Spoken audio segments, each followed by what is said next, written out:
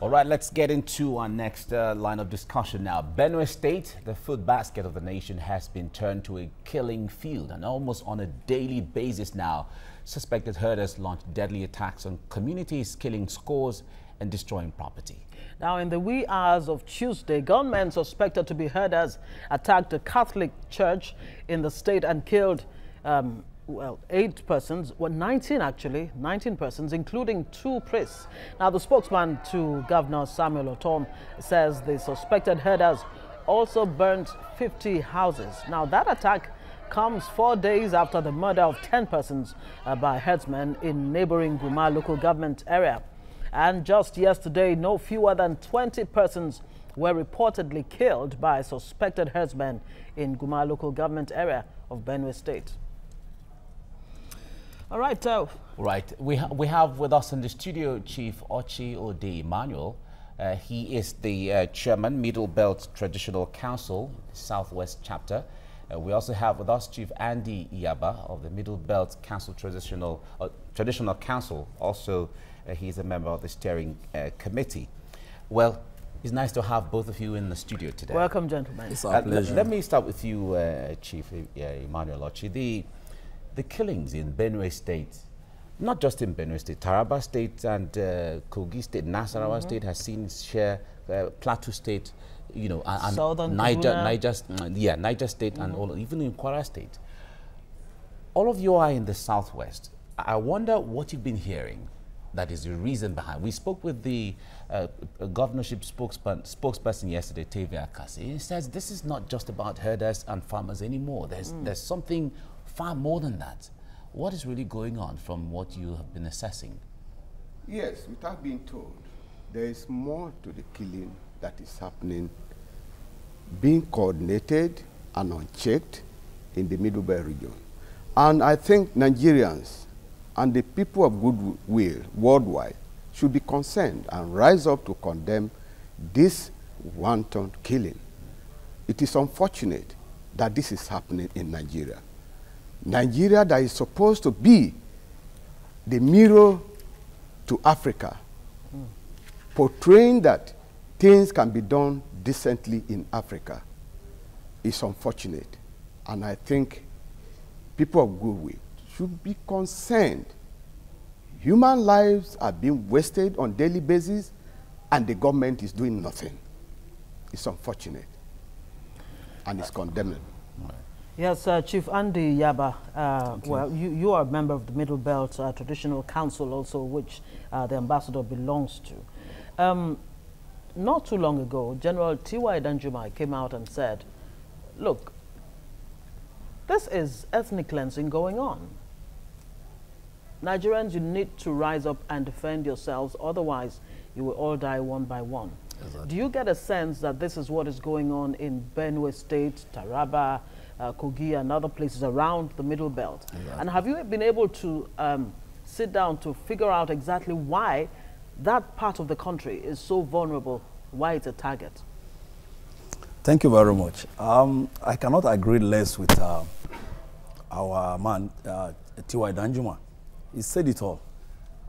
It's unfortunate, just like my council chairman has reiterated. The primary responsibility of any responsible government, we all know, is to protect the life of its citizens. But it's unfortunate that this is happening. It is not within the Middle Belt region alone. It's gone beyond even that. Yeah. Even in southeast, it happens. Even in southwest here, we're recording about the heat is on Middle Belt, and we can understand. You see, Middle Belt, we must call a spade a spade. The name Middle Belt does not sync well with some of our brothers in the north.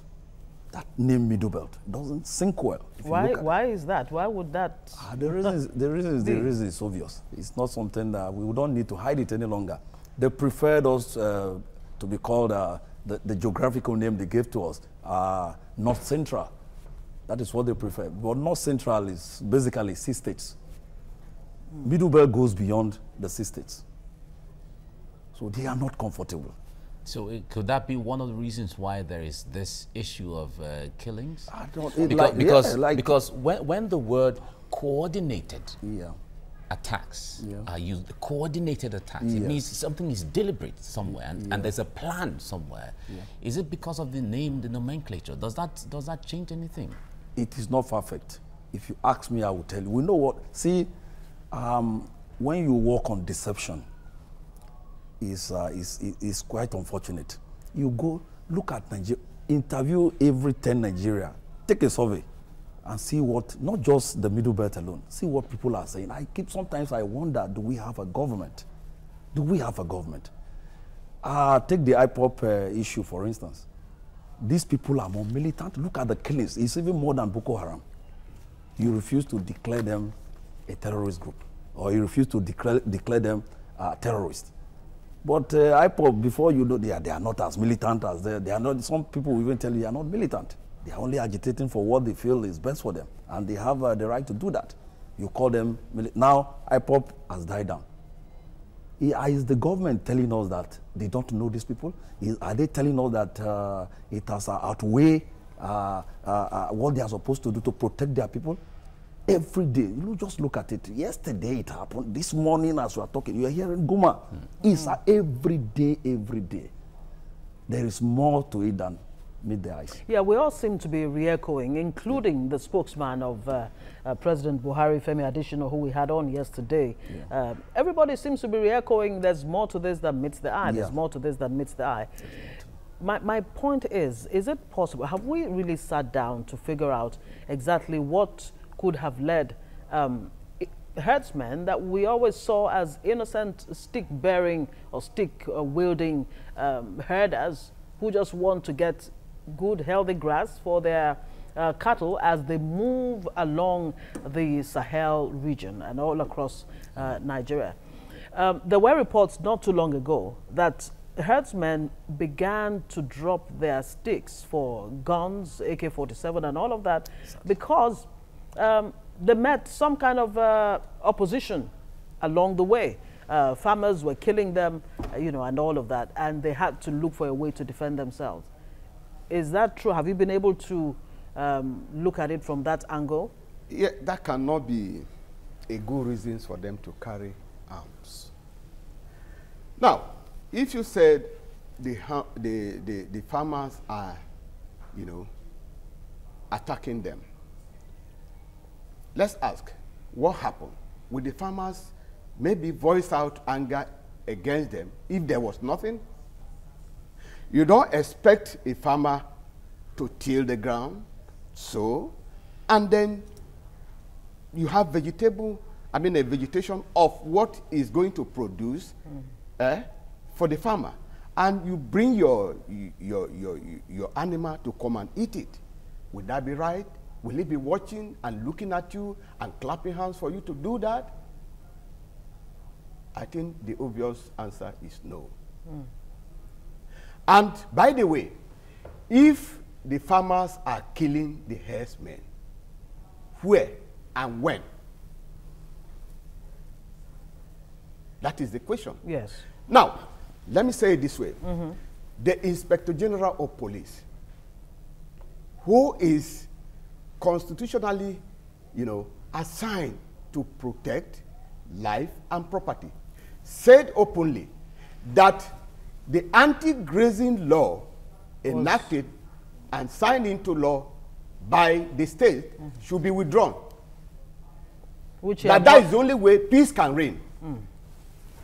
And since the law was passed through the due process, and it was in the best interest of those states, why will it be withdrawn? And because it has not been withdrawn, that is why you could say that the federal government is backing the herdsmen for killing. Because if, for instance, the farmers have killed 1, 2, 3 of these herdsmen, there would have been declaration of emergency in those states. I can assure you of that. But because these herders are being supported, yes, permit me to say that. Go ahead. by the government. These are backed up terrorist organizations in Nigeria. And this should be put to stop. Today, well, once it consumes the middle belt, it's going to push to the south. And you will have a situation where the herdsmen will overrun Nigeria. We are getting to that point. And I think the international community should come up to call the government to order. Like he said, interview every 10 Nigerians. 9 will say they are not happy. And nobody is happy in the land. Can we go like this? This is not Nigeria we think about. And this is not Nigeria that we have to hand over to our children. When President Buhari visited Benue not too long ago, he actually had a meeting with traditional rulers.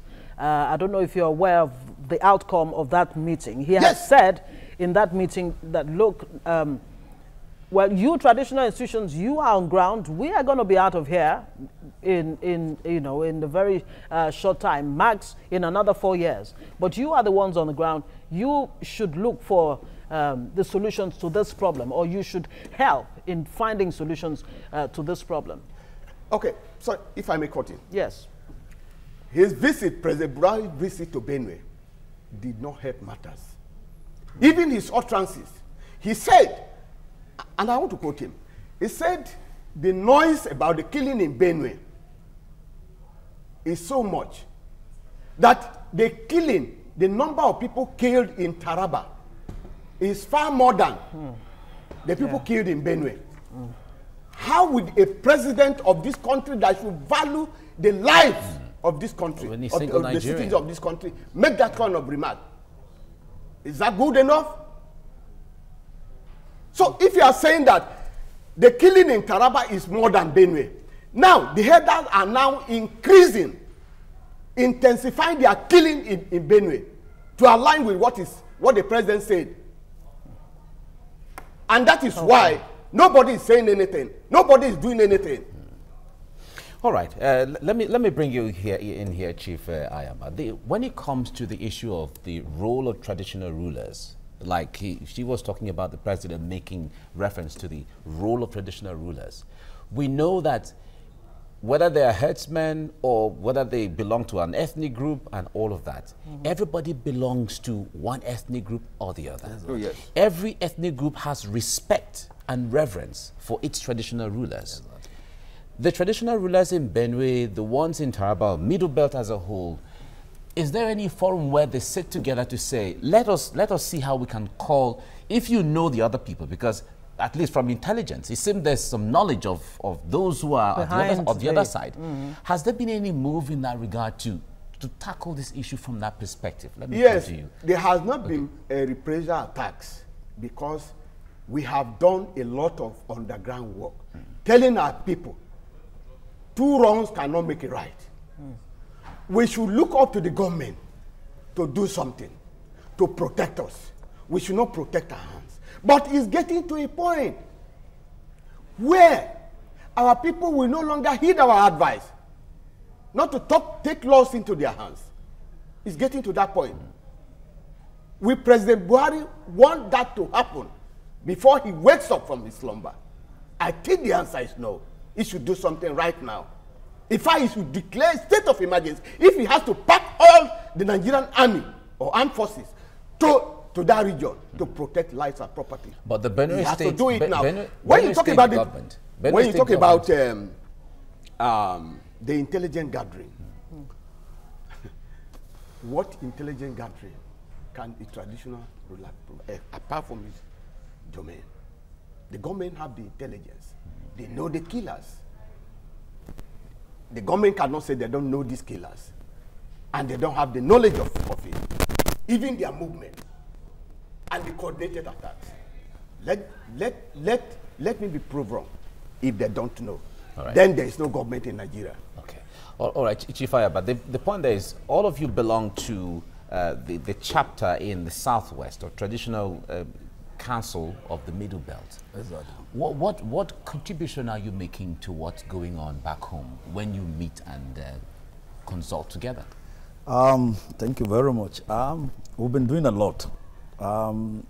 Like you know, The traditional institution in Nigeria actually has not been given any constitutional. It's not in the constitution. What they did is just like you have a VP, you assign duties as at when you like. But naturally, they are at the grassroots. They know the customary. Exactly. They know their people know them. Like you talk about respect. They give them high level of respect. A traditional ruler speaks and the ground settles. But this context is beyond us. We have meetings. We've even asked ourselves before. The jihad, this movement before, didn't really conquer, didn't really get into us. What did our forefathers, what did they do? They did something that these people couldn't penetrate them. Why is it that we cannot do it now? Why is it that we cannot do it now? Is this all about jihad and counter jihad? Is that what it is about? If you ask me, is drilling towards that. Look, let me remind you again. The visit of the president to us in the Middle Belt was under a duress. He was compelled to visit. Every Nigerian was under pressure. Yes. You understand? And we are not happy about it. So something happens to your son. His son had an accident. That he ran, he went to visit him. He went to see what is happening. Before you know it, hiddenly he was flown abroad. He's back now. Then you are telling me something happens to you. You are the father of the nation. You tell me there is a time you need to get information before you go to visit your son that is bereaved or that have been killed. You need information before you visit a place like that. Oh, no, it doesn't work out. Okay, now that all of that has happened, let me stay with you, Chief Andy Yaba. Now that all of that has happened, President's visit did not provide any kind of comfort to the people of Benue. What really is the way forward from your standpoint? There have been calls for a sack of service chiefs. Some are saying they are not delivering at all on, when it comes to ensuring security, whether it's for Benue people or even all across the country. What, to your mind, can actually bring about that movement, that forward movement, that progress? I know the Middle Belt Forum is already planning to go the way of ICC, saying they're going to the International Criminal Court. Oh, yes. Yeah. Lot of things are going on in our brain as we talk to you. If you leave, it's just the traditional institution that is coming, just like my council chairman said. We are the ones coming, the youth. A lot of things are going on. So, and he should know in that position, he should know that yes, you don't begin to kill people like that. They just fold their hands and allow you to. It's not a lot of things are going on. I am happy with the National Assembly that passed a vote of no confidence on the service chiefs. It's unfortunate. But again, come to think of it, when you have all the security apparatus from one region of the country, the suspicion is there. Everybody knows it. Go look at it from the top to the end. How many Southerners are you there? Can you find them? Even Middle Belters, how many of them are? They are all from the Connaught. Then what is he not a room for suspicion? And you tell us if you know. So if the government is not doing anything, we're not surprised. Ranching to you doesn't seem to be a solution. Yes. Okay. Well, I guess we'll have to leave it there. We have to leave it here now. Ambassador Chiode Emmanuel, Chairman, Middle Belt Traditional Council, the Southwest. Thank you very much for joining us on the show. And Chief Andy Yaba, member Middle Belt Traditional Council. Thank you, gentlemen. We hope the next time you're here, we would have made some progress. Oh, great. Thank you very much for coming. Thank you very much. Thank you, sir. Let's go on a brief break and then we discuss our last topic of the day now. Stay with us.